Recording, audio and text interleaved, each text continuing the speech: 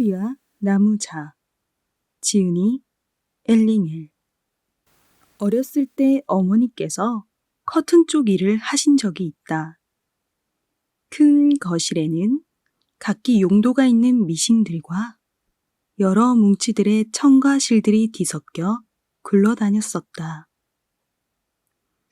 상가 한쪽 주거 공간이 있는 상가주택에 살았었다. 어머니의 교육 방식이 방목이셔서 아프리카 초원의 세렝게티를 휘젓고 다니는 한 마리의 재빠른 표범처럼 거침없이 동네를 뛰어다니며 놀고는 했었다.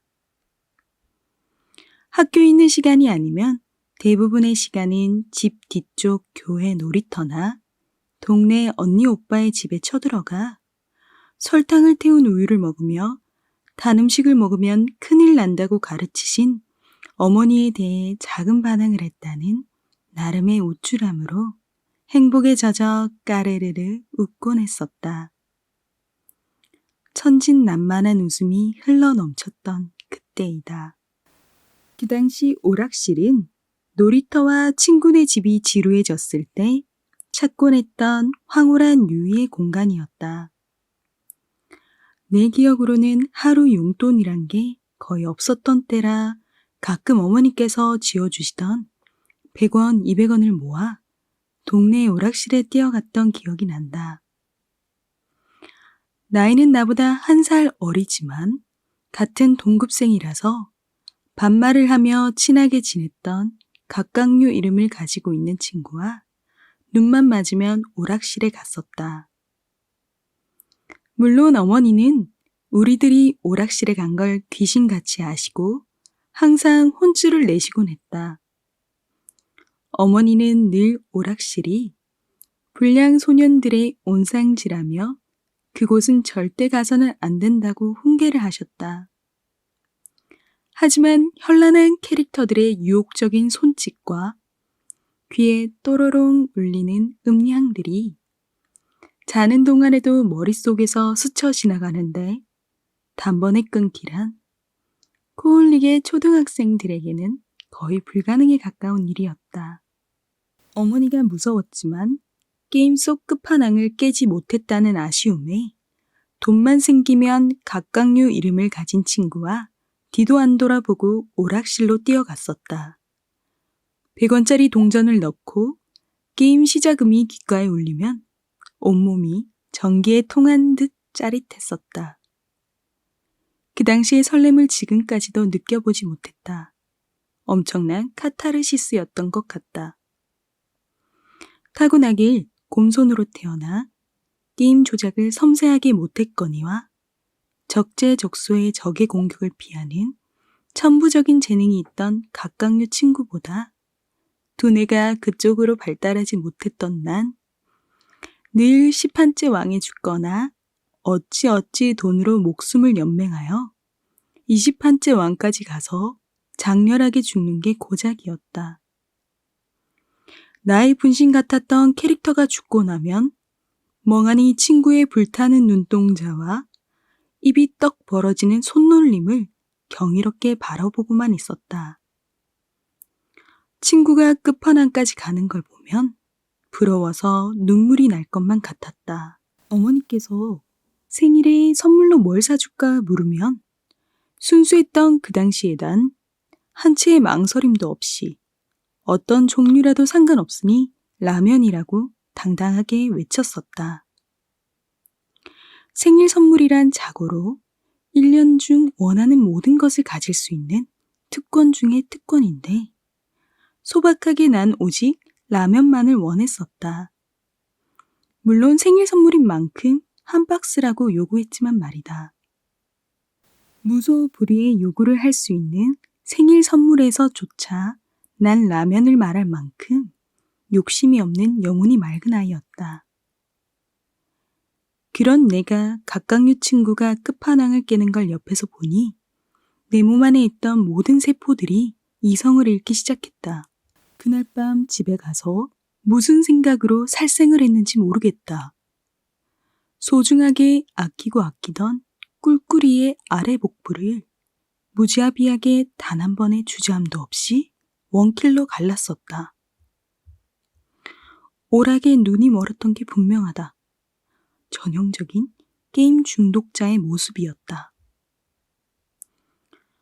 꿀꿀이의 배를 갈라 쏟아지는 동전들과 지폐들을 보며 이 돈으로 게임을 몇 판을 할 수 있을까? 캐릭터가 죽으면 다시 현질을 해서 생명 연장이 가능하니 끝판왕을 드디어 나도 깰 수 있겠다는 꿈 같은 상상들이 가슴을 두근거리게 했다. 얼마나 흥분을 했는지 콧구멍을 연신 벌름벌름 거렸던 게 기억이 생생하다.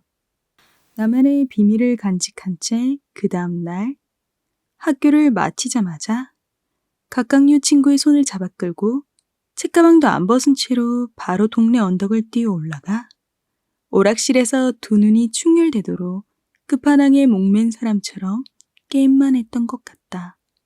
난 결국 꿀꿀이의 눈물겨운 희생에도 불구하고 그 많은 돈을 10원 한 푼 안 남기고 탕진하였고 땡전 한 푼도 없이 빈 털터리가 된 채 사시나무 떨듯이 오락실 게임기만 노려봤던 것 같다. 끔찍하게도 게임에는 재능이 없었던 것이다. 돈이 풍요로우면 캐릭터의 생명력 또한 어마무시하겠지. 끝판왕쯤이야 무찌를 수 있다고 생각했던 나의 오만함은 허황된 신기루였던 것이다. 간신히 몸과 마음을 추스르고 각각류 친구의 부축을 받으며 집 앞까지 갔다. 친구의 안쓰러운 배웅을 받으며 현관문을 열고 들어갔다가 또 한 번 사시나무 떨듯 온몸을 부르르 떨었다. 어머니께서 4,000원 같은 무시무시한 눈빛으로 커튼천을 재단할 때 쓰는 큰 나무자를 들고 있으셨다. 그 뜻은 오늘이 바로 꿀꿀이 다음으로 나의 제삿날이라는 말이었다. 아, 하나님. 어린 마음에 도망갈 곳이 없을까 매의 눈으로 온 집안을 쳐다보았지만 커튼 상가 주택 거실엔 온통 바늘과 실, 뾰족한 커튼침 등 죄다 흉기가 되는 것뿐 도망갈 쥐구멍은 단 한 군데도 없었다. 어머니께서는 늦게까지 집에 오지 않는 딸이 다행히도 입에 담지 못할 변을 당한 것이 아니라 일종의 도박과 같은 오락의 정신을 잃었을 뿐이란 사실에 간신히 이성을 차리셨는지 다행히 손바닥 맞는 걸로 꿀꿀이 사망 사건과 오락실 중독 사건은 일단락되었다. 그날 사랑의 매통증은 아직까지도 잊지 못하고 있다. 처음이자 마지막으로 어머니께 그렇게 호되게 맞았던 것 같다. 늘 온화한 성품의 어머니셨기에 극도로 흥분하신 모습을 본 것도 그날이 유일했었다. 퉁퉁 부어 붕어가 된 눈으로 두 손바닥은 하늘을 향해 뻗어 잠이 들었었다. 그 손에 약을 조심스레 발라주던 어머니의 떨리던 숨소리가 여전히 귓가에 생생히 들린다. 그날 이후로 난 친구들이 수학여행 가서 고스톱과 고도리를 치는 걸 쳐다도 보지 않았으며 지금까지도 화두 그림이 어떻게 생겼는지도 모른다. 중고등학교 때도 그 흔한 PC방 한번 출입 안 했었다. 게임은 나와는 상극이라 여기며 살았다. 커튼을 재단할 때 썼던 나무자가 아프긴 아팠나 보다. 아님, 약을 발라주시던 어머니의 눈물 섞인 숨소리가 눈에 밟혀서인지도. 안녕하세요, 엘링일입니다. 처음으로 진성으로 찾아뵙죠. 제가 쓴 꿀꿀이야 나무자 에세이 어떠셨어요? 어렸을 때 기억을 더듬어서 유쾌하게 적어봤는데 작게나마 여러분께 웃음을 드렸으면 좋겠습니다. 제가 부끄러움이 많아서 사실 이렇게 진성으로 찾아뵙는 게 지금도 조금은 좀 낯설고 그래요. 언젠간 한번 이렇게 제 진성으로 여러분들과 소통하고 싶었습니다. 저는 글 쓰는 걸 좋아하기 때문에 앞으로 한 번씩 이렇게 에세이나 영감이 왔을 때 쓴 시들 낭독하고 싶어요. 여러분들과 함께하는 이 시간들 저한테 너무 소중하고요. 제가 쓴 글들을 들어주실 여러분들이 있어서 하루하루 행복합니다. 언제나 건강하시고요. 아프지 마세요.